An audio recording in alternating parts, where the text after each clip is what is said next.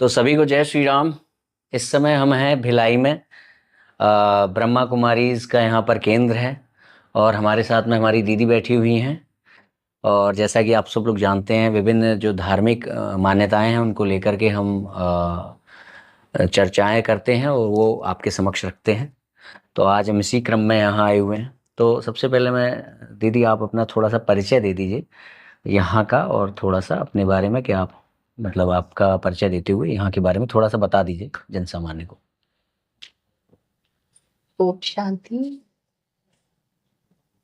प्रजापिता ब्रह्मा कुमारी ईश्वरीय विश्वविद्यालय ये शाखा जो भिलाई के चरोदा पे है, संस्थान जो है वो माउंट आबू से रिले होती है। हमारा मुख्यालय माउंट आबू पे है और वहां से ही ऑल वर्ल्ड में ये सेवाएं होती हैं।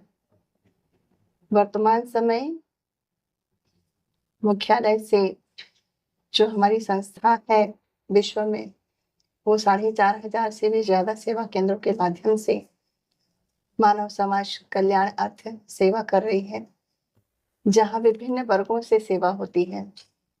समय समय पर यहाँ सामाजिक कार्यक्रम के माध्यम से सभी विश्व की आत्माओं को परमात्म संदेश दिया जाता है।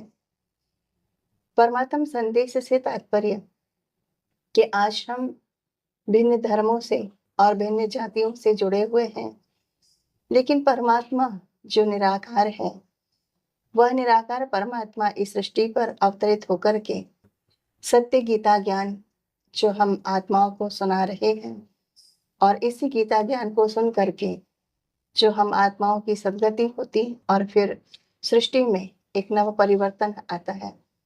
वो नव परिवर्तन होता है सतयुगी सृष्टि के आरंभ से, और इसके माध्यम से ही यह जो हमारे सेवा स्थान है, ये अपने राजयोग की जो सेवा देते हैं, उस राजयोग में ही हमें यहाँ आत्मा और परमात्मा का परिचय मिलता है। और आत्मा परमात्मा के परिचय से ही हम मेडिटेशन के माध्यम से अपने अंतर जगत की यात्रा करते हैं, और अंतर जगत की यात्रा करके ही हम उस परम सत्य से जुड़ पाते हैं, जहाँ हमें आत्मिक शांति, सुख, आनंद और प्रेम की प्राप्ति होती है। अच्छा दीदी, थोड़ा सा हमारे दर्शकों को आप बताएंगे कि ब्रह्मा कुमारीज के अनुसार धर्म क्या है? ब्रह्मा कुमारी के अनुसार से धर्म दैहिक नहीं है। धर्म से तात्पर्य होता है धारणा, और धारणा सभी धर्मों की है। जो अपने धारणाओं में परिपक्व हो वही सही धर्म है, क्योंकि हमारा जो धर्म है वो है आदि सनातन देवी देवता धर्म, जो सृष्टि के आदि से चला आया है। आदि सनातन, आदि सनातन, क्योंकि वर्तमान का जो समय चल रहा है, परमात्मा के कहे अनुसार यह समय कल्याणकारी पुरुषोत्तम संगम युग का समय है। और इसी संगम युग में परमात्मा एक मानव तन का आधार लेकर के ही सृष्टि की पुनर्स्थापना का कार्य कर रहे हैं, जिसे उन्होंने नाम दिया है प्रजापिता ब्रह्मा। और इसी प्रजापिता ब्रह्मा के नाम से ही ये ब्रह्मा कुमारीज की जितनी भी शाखाएं हैं उसी नाम से ही चल रही है। नहीं, जैसे मैंने पूछा ना कि धर्म किसे कहें, जैसे धर्म एक व्याख्या आई है भगवत गीता में कि तेरे लिए कर्तव्य और अकर्तव्य की स्थिति में विषय में केवल शास्त्र प्रमाण है। तो जैसे हमको विवाह किससे करना है, ये भी एक धर्म है, या विवाह करना है कि नहीं करना है, ये भी एक धर्म है। पिता की आज्ञा माननी है कि नहीं माननी, ये भी एक धर्म है। किसकी आज्ञा माननी है, किसकी नहीं माननी, ये भी एक धर्म है। तो क्या करना है और क्या नहीं करना है, इस विषय में एकमात्र शास्त्र प्रमाण है, ये कहा। तो ये हमारा धर्म है। तो धर्म की उपयोगिता क्या है, मतलब धर्म को हम किसी को कैसे परिभाषित करते हैं, क्या है धर्म? जैसे आपने कहा विभिन्न धर्म, तो जैसे आपके अनुसार क्या इस्लाम भी धर्म है, क्या क्रिश्चियनिटी भी धर्म है? क्योंकि वहां पर तो धर्म शब्द नहीं मिलता, दूसरे शब्द मिलते हैं। तो फिर वो धर्म क्या चीज है जो जिसके कारण हम उसको भी धर्म कह रहे हैं।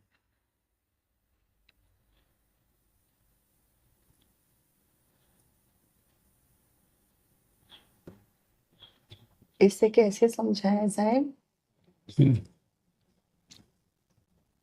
इसको इस तरह से देख लेते हैं, जैसे कि आपने कहा ना ईश्वर निराकार है, फिर दूसरी तरफ हम कहते हैं कि ईश्वर सर्वशक्तिमान है ना। तो निराकार है, वो किसी और शरीर का उपयोग करता है ना। क्या वो स्वयं से अवतरित होता है क्या? परमात्मा के बारे में जो स्वयं परमात्मा ने बताया है जी। कि मैं स्वयं भू हूँ, माना स्वयं से जन्म लेने वाला, ना ही मैं जन्म किसी मानव रीति से जन्म लेता, ना ही मैं मरता, माना वो परमात्मा जो जन्म और मृत्यु दोनों से परे है, अर्थात वो सर्वशक्तिवान है। नहीं, ये तो बताया उसने परमात्मा ने कि मैं जन्म और मृत्यु से परे हूँ, मगर क्या वो चाहे तो ये जो लीला रूपी संसार है, प्रपंच रूपी संसार है, इसमें जैसे कि हम लोग हैं, हम भी आत्माओं के रूप में सनातन है ना, है ना, मगर फिर भी हम लीला रूपी संसार में रूप लेते हैं, शरीर धारण करते हैं, है ना। तो उसी तरीके से क्या ईश्वर भी इस तरह से शरीर धारण कर सकता है? नहीं, परमात्मा ने कहा कि मैं शरीर धारण कब करता हूँ, जब मुझे इस सृष्टि का परिवर्तन करना होता है, तब मैं आकर किसी और शरीर में आता। किसी अपने से जैसे हम लोग अपने से शरीर में आ रहे हैं, वैसे परमात्मा नहीं आ सकता। परमात्मा ने कहा तो मैं पर काया प्रवेश करता हूँ। पर काया प्रवेश, तो इसमें वो जो टॉपिक है ना कि दूसरे चीजों को हम धर्म कैसे कह रहे हैं या फिर धर्म क्या होता है, वो उससे रिलेटेड है। तो इसमें क्या है कि जब हमने ये कहा कि ईश्वर पर काया प्रवेश तो कर सकता है, परंतु स्वयं से माता के गर्भ से प्रकट होकर नहीं दिखा सकता, तो इसमें फिर एक बाधा लग रही है कि ईश्वर सर्वशक्तिमान नहीं रहा, क्योंकि सर्व का अर्थ है सभी कार्यों को करने की शक्ति जिसमें हो वो सर्वशक्तिमान है। जैसे हम कहें क्या ईश्वर उड़ सकता है, तो हाँ बिल्कुल उड़ सकता है। क्या ईश्वर गायब हो सकता है, तो गायब हो सकता है। क्या ईश्वर हर जगह हो सकता है? हाँ हो सकता है। क्या ईश्वर चेयर को हवा में उड़ा सकता है? बिल्कुल उड़ा सकता है। तो तभी उसको हम सर्वशक्तिमान कह रहे हैं, मगर यहाँ पे हम कह रहे हैं कि वो जन्म नहीं ले सकता। यहाँ हम इसको ऐसा भी कह सकते हैं कि परमात्मा निराकार है और बाकी सभी जो आत्माएं हैं उनमें कोई देव आत्मा है, कोई धर्म आत्मा है, कोई महान आत्मा है, कोई पाप आत्मा है और कोई पुण्य आत्मा है। हम कभी भी पुण्य परमात्मा नहीं कहते या पुण्य धर्मात्मा नहीं कहते या पुण्य महात्मा नहीं कहते।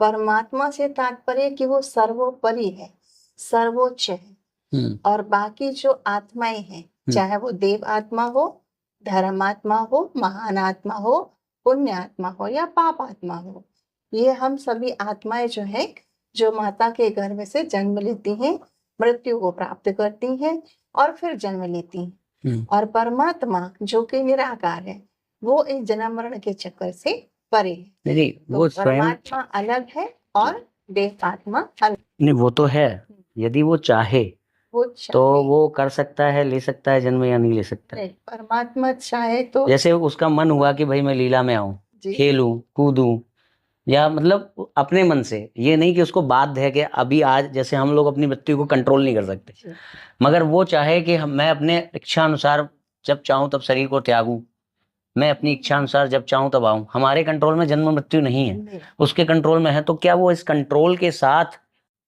आ सकता है या नहीं? और नहीं आ सकता है, अगर मान लिया कि उसने कहा है कि मैं नहीं आ सकता, फिर उसको हम सर्वशक्तिमान कैसे कहेंगे? परमात्मा को सर्वशक्तिवान कैसे कहेंगे? जैसे हम कहते हैं सर्वज्ञ, सर्वज्ञ का मतलब है ऐसा कुछ भी नहीं है जो उसको ज्ञात ना हो, है ना। हम कहते हैं सर्वव्यापी, तो सर्वव्यापी का अर्थ ये है, हम उसको नहीं कहते। मान लीजिए हमने कहा, आप नहीं कहते हैं, कई आइडियोलॉजीज कहती भी हैं, तो मान लीजिए किसी ने कहा सर्वव्यापी, तो सर्वव्यापी का अर्थ आएगा कि ऐसी कोई जगह नहीं है जहां पर वो व्याप्त ना हो। तो जब हम कह रहे हैं सर्वशक्तिमान, तो ऐसा कोई कार्य नहीं है जो वो ना कर पाए। परंतु यहाँ पर एक प्रॉब्लम आ रही है कि वो जो है जन्म नहीं ले सकता। अब परमात्मा ने स्वयं ही कहा है ना कि मैं स्वयं हूँ, मैं सर्वशक्तिमान हूँ, लेकिन अगर मैं भी जन्म ले लूं, अगर मनुष्यों की भांति मैं भी जन्म ले लूं, तो फिर मनुष्यों में और फिर मुझ परमात्मा में अंतर कहाँ रह जाएगा? अंतर ये रह जाएगा कि मैं जब चाहूं तब मरूंगा, मनुष्य जब चाहे तब नहीं मरता है। मैं जब चाहूं तब उत्पन्न होऊंगा, मनुष्य जब चाहे तब नहीं उत्पन्न होता है। उत्पन्न जी जो परमात्मा के ज्ञान के आधार पर, जी जो परमात्मा से हम आत्माओं को ज्ञान मिला है, तो उन्होंने जो बताया कि सृष्टि रूपी ड्रामा, ये सृष्टि रूपी नाटक रंगमंच जो कि 5000 वर्ष का एक बना बनाया नाटक रंगमंच है, जो एक ड्रामा की भांति चल रहा है। उस ड्रामा में परमात्मा का इस सृष्टि पर आना भी नूद होता है, लेकिन वो होता है परकाया प्रवेश। परकाया प्रवेश वो तभी करते हैं जब कलयुग के अंत में अति धर्म ग्लानि का समय होता जी है, जी जी तब वो परकाया प्रवेश करते हैं और फिर वो आकर के हम आत्माओं को यहाँ जो स्वयं पुण्य अपना आत्माएं परिचय होती हैं वो देते हैं। उनको हाँ, वो स्वयं अपना भी परिचय देते हैं और फिर वो यही कहते हैं कि जो गीता में लिखा हुआ है, गीता में जो लिखा हुआ है, यदा यदा ही धर्म से भारत धर्म से तदात्मनः सृजाम्यहम्। तो मैं इस सृष्टि रंगमंच पर कल्प में एक बार आता हूँ, अर्थात 5000 कल्प की बात तो नहीं आई है। हाँ, मतलब ये पूरा वो कहते हैं जब जब धर्म की हानि होती है तब तब मैं जो है अधर्म का नाश करने के लिए साधु भक्तों के उद्धार के लिए परित्राणाय साधु नाम, जी जी है ना, विनाशाय च दुष्कृताम। तो वो तब मैं अपना स्वयं का सृजन करता हूँ। वहां पे ये भी नहीं कहा है कि मैं परकाया में प्रवेश करता हूँ, वहां पे कहा है मैं सृजन करता हूँ, अपने आप का स्वयं रूप बनाता हूँ। तो परमात्मा ने ये भी कहा ना कि धर्म की ग्लानि केवल एक बार होती है। सतयुग और त्रेता युग में धर्म ग्लानि नहीं हुई, द्वापर और कलयुग के बीच में भी नहीं हुई, ये कलयुग अंत में हुई। नहीं ये दीदी, वो जो विषय चल रहा है ना, वो ये चल रहा है कि ईश्वर ये मनुष्यों की भांति अवतार ले सकता है कि नहीं, परकाया प्रवेश नहीं, मगर मनुष्यों की भांति शरीर धारण कर सकता है कि नहीं। अगर नहीं कर सकता है वो अलग बात है, मगर नहीं कर सकता है तो फिर उसकी ये जो सर्वशक्तिमत्ता है उसमें क्वेश्चन उठ जाता है। जैसे अगर दुनिया में कोई भी एक कार्य है जो वो नहीं कर पा रहा है तो उस पर फिर क्वेश्चन आ जाता है, वो सर्व शब्द हट जाएगा। फिर सर्व का मतलब तो सर्व ही है कि वो सब कुछ कर सकते हैं। जी, तो वो सब कुछ तो कर ही रहे हैं, तो वो जन्म कहाँ ले रहे हैं? अच्छा, वो जन्म इसलिए नहीं ले रहे हैं क्योंकि वो निराकार है। तो इसका मतलब वो नहीं ले सकते ना, बाधित हो गए ना। तो वो फिर परकाया प्रवेश तो कर रहे हैं ना। नहीं तो जन्म नहीं ले रहे ना। हाँ, जन्म नहीं ले रहे हैं, जन्म मरण के चक्र से परे। तो कहना चाहिए जो ये जो विशेषण है ना सर्व, ये एक विशेषण है। ये तब लग रहा है जब सर्व मतलब जिसमें सब हो गया, सब। हाँ, या तो जैसे हम सर्वज्ञ कहेंगे तो हम कहें कि क्या ईश्वर ये जानता है कि नाली में कौन सा कीड़ा चल रहा है। अब हम कह दें कि वो नाली में जानना उसका काम नहीं है, हम कह दें कि वो अच्छी चीज नहीं है, उसको क्यों जाने ईश्वर। तो मगर वो अगर नहीं जानता है कि नाली में क्या है तो वहां पे सर्वज्ञता नष्ट हो जाएगी। ये मानना पड़ेगा कि नाली की चीजें भी उसको पता है, यानी कि अच्छी और बुरी सब चीजें उसको पता है। इसीलिए अगर कोई छोटा काम है या बड़ा काम है, अगर छोटा भी है तो भी उसको करना होना चाहिए, तभी वो सर्वशक्तिमान होगा। इसको एक तरीके से और देख सकते हैं। हम लोग ये कैसे किसी को सिद्ध करें कि ईश्वर है? ईश्वर है, ईश्वर की शक्तियों को अनुभव करके। ये कैसे पता चलेगा कि उसी की शक्ति है? जैसे जो लोग कहते हैं मैं ईश्वर को नहीं मानता, तो हम उसको क्या कहें?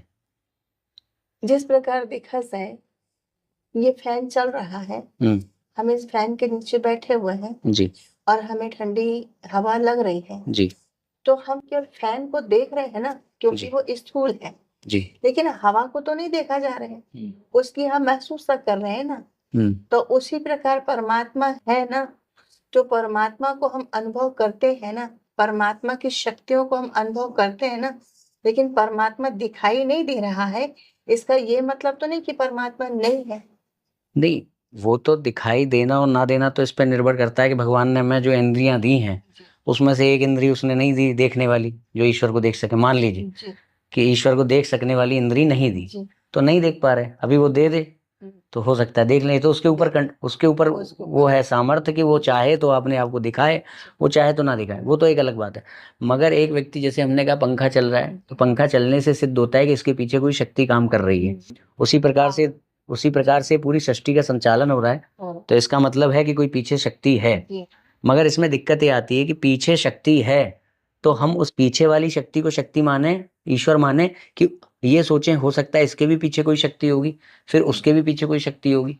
जी नहीं, जैसे मान लीजिए शक्ति तो एक ही होगी। हाँ शक्ति तो एक ही हाँ होगी, हाँ, और उस शक्ति को हम सर्वशक्तिवान का नाम देंगे ना। नहीं ठीक है दे दिया, मगर हम ये कैसे माने कि वो शक्ति ही हमारा गंतव्य है? मतलब कि मेरा, जैसे मान लीजिए भगवान है, आपने कहा कि जो शक्ति सबसे लास्ट में इस पूरी सृष्टि को संचालित कर रही है, जिसके पीछे कोई नहीं है, वही है, तो वो हमारा एम है, उसके बीच में मेरा संबंध है, मेरा और उसमें, ये कैसे माने? जैसे मान लीजिए कि इस दुनिया में कोई बहुत अमीर है, बहुत अमीर है, उसके पास बहुत पैसा है, तो मुझे क्या, उससे मेरा संबंध स्थापित होना चाहिए ना, तभी तो मैं उसकी ओर आगे बढ़ूंगा। तो वो कैसे हो? संबंध स्थापित करना, परमात्मा कहते हैं मैं परमात्मा और हम सब उसकी संतान आत्मा, तो आत्मा का अपने पिता परमात्मा से संबंध ना होना, ये तो कोई बात नहीं है। नहीं, ये तो परमात्मा कह रहे हैं, फिर जो नास्तिक है ना, जी हाँ, उसको पहले मानना पड़ेगा कि परमात्मा है और ये जो कह रहा है वो सही कह रहा है, तब वो मानेगा इस बात को। जी तो नास्तिक अगर अपने मन में ये सोचे कि अगर मैंने इस सृष्टि पर जन्म लिया है जी तो वो माता के गर्भ से जन्म लिया हुआ जी है ना। लेकिन माता के गर्भ में मैं जो आत्मा आई हूँ वो कहाँ से आई हूँ, उसका भी तो अपना कोई स्थान होगा ना। जब हम ये कहते हैं, जब हम किसी से परिचय प्राप्त करते हैं तो हम कहते हैं कि भाई आप कहाँ से आए हैं, तो वो अपना स्थूल परिचय देते हैं। हम उनसे पुनः कहते हैं कि हम आपको पूछ रहे हैं, तो वो पुनः अपने शरीर का ही परिचय देते हैं, लेकिन वो शरीर ना होकर के वो एक आत्मा है। जब हम कहते हैं कि नहीं आप एक आत्मा है, तो आत्मा कहाँ से आई है? अब वो कहेंगे कि मैं आत्मा तो भगवान के घर से आई हूँ, तो अब वो भगवान रहता कहाँ है? तब वो भगवान तो इस पार ब्रह्म के पार में रहता है, अर्थात इस सृष्टि से परे रहता है। नहीं, इसमें दीदी ये बात है ना, जैसे किसी ने मान लिया कि आत्मा है, हाँ। ठीक है, हम उससे कह रहे हैं कि अब आत्मा कहाँ से आई है, जी। तो ये सवाल तो जो आपने कहा ना, जो समस्त सृष्टि के पीछे संचालित करने वाली जो शक्ति है, उससे भी कहा जा सकता है कि तुम कहाँ से आई हो। कोई देखो, कोई एक ही व्यक्ति हो सकता है ना, कोई एक ही व्यक्ति हो सकता है। अगर हम ये कहते हैं कि परमात्मा है, तो परमात्मा एक ही होगा, परमात्मा एक ही होगा। आप बहुत सारी देव आत्माओं को देख लीजिए, आप बहुत सारी धर्मात्मा हो सकती हैं, महान आत्मा, पुण्य आत्मा हो सकती हैं, लेकिन बहुत सारे परमात्मा नहीं हो सकते हैं। परमात्मा एक ही होगा। मेरा क्वेश्चन अलग है, मैं ये कह रहा हूँ कि परमात्मा एक है, हमने मान लिया कि कोई एक शक्ति है जो इस पूरे संसार को चला रही है, ठीक है, मगर मेरा जो नास्तिक है वो नहीं मान, मेरा उससे संबंध क्या है जो मैं उसकी पूजा करूं, उसकी बातें मानूं, मेरा क्या संबंध है उससे, ये कैसे सिद्ध होगा? वो स्वयं वो तो ये कह देगा, जैसे बौद्ध दर्शन जो कहता है, वो कहता है भाई प्रकृति सब कुछ है, प्रकृति चला रही है, अपने आप चल रहा है, और जो आप ये करोगे तो ये होगा, ये करोगे तो ये होगा, बात खत्म, कोई ईश्वर विश्वर नहीं है। ये नास्तिकों का दर्शन भी कहता है, बौद्ध दर्शन नास्तिक दर्शन है ही। तो अब यदि मैंने मान लिया प्रकृति चला रही, ठीक है चला रही, उससे मेरा कोई रिलेशन नहीं है, जब तक हम रिलेशन नहीं सिद्ध करेंगे तब तक ईश्वर सिद्ध नहीं होगा, और जब तक ईश्वर नहीं सिद्ध करेंगे तब तक धर्म सिद्ध नहीं होगा, और जब तक हम धर्म सिद्ध नहीं करेंगे तब तक हम ये पहचान नहीं पाएंगे कि इस्लाम और ईसाइयत को हम धर्म कहें ना कहें। ये पॉइंट मतलब वहीं से कनेक्टेड है ये बात, इसलिए आवश्यक है कि हम मतलब पहले ये जानें कि हम ये समझ पाएं कि क्या कहते हैं कि ईश्वर सिद्ध कैसे होता है। अब जैसे हमने कहा, एक्चुअली मेरी जानकारी में जो है ईश्वर नास्तिक से ही शुरू होती है सारी यात्रा। ईश्वर को सिद्ध करेंगे जब आप, अगर सिद्ध करेंगे, अगर सिद्ध नहीं करना, केवल परमात्मा ने कहा है मान लो, तो फिर तो वो वाली बात है कि जिसको मानना है मानेगा, जिसकी आस्था हो गई, आपकी बातें उसको अच्छी लगी, वो प्रभावित हुआ तो उसने मान लिया। मगर वो ठोस जो एक होता है ना कि उस फिर तस से मस ना होने वाली बात, वो वाली बात नहीं हो पाएगी उसमें। तो हम लोगों की जो व्याख्या है वो असतो मा सद्गमय, तमसो मा ज्योतिर्गमय, मृत्युमा मृतम गमय से शुरू होती है। एक जीव के अंदर, एक नास्तिक व्यक्ति के अंदर भी कभी ना मरने की प्यास है, अखंड ज्ञानी बन जाने की प्यास है। कोई आया तो कौन आया, अपने आप सोचने लगे, कल पाकिस्तान इंडिया में कौन जीतने वाला है अपने आप सोचने लगे। और इसके साथ ही साथ सदा आनंदित रहने की प्यास है हमारे अंदर, सच्चित आनंद की प्यास है। इसका मतलब जैसे हमारे अंदर ऐसी कोई प्यास नहीं है जिसका विषय इस दुनिया में ना हो, उसका निराकरण करने वाला। जैसे हमारे अंदर भूख है तो दुनिया में खाना है, हमारे अंदर प्यास है दुनिया में पानी है, हमारे अंदर देखने की क्षमता है तो दुनिया में दृश्य है, सुनने की क्षमता है तो दुनिया में आवाज है। तो जिस प्रकार भूख होने से ही सिद्ध हो जाता है कि इस दुनिया में कुछ है जो आपकी भूख मिटा सकता है, प्यास होने से ही सिद्ध हो जाता है कि इस दुनिया में कोई आपकी प्यास मिटाने वाला तत्व है, उसी प्रकार से सच्चित आनंद की प्यास होने से, ये कभी ना मरने की प्यास, अखंड ज्ञानी की प्यास और आनंद की प्यास, तो सच्चित आनंद की प्यास से ही सिद्ध हो जाता है कि दुनिया में सच्चिदानंद स्वरूप परमेश्वर का अस्तित्व है। अच्छा, इस प्यास को अगर हम थोड़ा निचोड़ करके देखें तो नास्तिक भी कभी कभी ये सोचता है कि बारिश ज्यादा हो रही तो कम हो जाए, जबकि वो सुप्रीम अथॉरिटी में विश्वास नहीं कर रहा है, मगर वो सोच रहा है कि बारिश कम हो जाए। और क्या कहते हैं, धूप ज्यादा पड़ रही तो कम हो जाए, नास्तिक भी ऐसा सोच लेता है। इसका मतलब उसके अंदर भी सच्चिदानंद को ढूंढने की चाह है। और ये जो वो सोच रहा है ना, ये बार बार प्रकृति के नियमों के विपरीत, है ना, तो इसका मतलब वो प्रकृति के सभी प्रकार के नियमों को तोड़ देने की चाह उसके अंदर विद्यमान है। और इसी से सिद्ध होता है कि इस संसार में कोई ऐसा है जो प्रकृति के सभी नियमों को तोड़ देता है। तो यहाँ से ईश्वर तो सिद्ध हो गया, मगर जो हम वो वाला ईश्वर जो प्रकृति के सभी नियमों को ना तोड़ पाए, वो वाला ईश्वर यहाँ से सिद्ध नहीं होगा। अच्छा। हाँ, ये दिक्कत है। ईश्वर तो सिद्ध हो जाएगा, मगर तब हमें कहना पड़ेगा कि हाँ, प्रकृति के सभी नियमों को तोड़, माँ की कोख से भी आएगा राम, मतलब वो एक अलग वो आ जाएगी, राम में भी आएगा, कृष्ण बन के भी आएगा। अब जब हम ये डिसाइड कर लेते हैं कि क्या कहते हैं ईश्वर, क्या कहते हैं कैसे सिद्ध हुआ, तो इससे वो ईश्वर सिद्ध हुआ जो सब कुछ कर सकता है, फिर वहां बाधित ईश्वर नहीं। अब जब हमने ये देखा कि बाधित ईश्वर सिद्ध हुआ, उसके बिना नास्तिक अवधारणा खत्म ही नहीं हो सकती। बाधित ईश्वर के बिना बुद्धिज्म को हराने वाला भी सर्वशक्तिमान ईश्वर अद्वैत का ही था, शंकराचार्य जी का। तो जब हमें ये पता चल जाता है कि बाधित ईश्वर ही है, अबाध्य ईश्वर ही है जो नास्तिकता को खत्म कर सकता है। अब देखते हैं कि जैसे हमने कहा कुरान भी धर्म है, तो धर्म यहाँ से क्या सिद्ध हुआ है? धर्म यहाँ से ये सिद्ध हुआ कि जीव की चाह का जो वास्तविक विषय है, सच्चिदानंद स्वरूप परमेश्वर, उसको प्राप्त कराने वाली विधा का नाम धर्म है। कि आप ये करोगे तो ईश्वर प्राप्त होगा, आपका सच्चिदानंद जिसको आप खोज रहे हो, और ये नहीं करोगे तो प्राप्त नहीं होगा। तो ये तो हमने सिद्ध कर लिया। अब बात ये आती है कि कुरान के द्वारा प्रतिपादित होने वाला ईश्वर क्या वही है, वैसा ही है जैसा यहाँ से हो रहा है? तो पता चलता है कि कुरान खुद कह रही है कि मेरा ईश्वर ये नहीं कर सकता, मेरा ईश्वर वो नहीं कर सकता। बाइबल खुद कह रही है मेरा ईश्वर ये नहीं कर सकता। तो फिर उसके द्वारा बताया गया उस बाधित एंटिटी को प्राप्त कराने वाली जो विधा है, उसको फिर धर्म नहीं कह पाएंगे। ये छोटा सा मेरा वो था, इसमें थोड़ा सा प्रकाश डालें जी। किरण दीदी, आप क्लियर करेंगे? हाँ दीदी, आप आ जाइए और अच्छे से एक्सप्लेन कर दो भाई साहब के प्रश्न उत्तर को। वो क्लिप दे दीजिए दीदी को। अच्छा। देवता धर्म के बाद अब्राहम आया, जिसने अपनी आखिरी बल से, पवित्रता की शक्ति से इस्लाम धर्म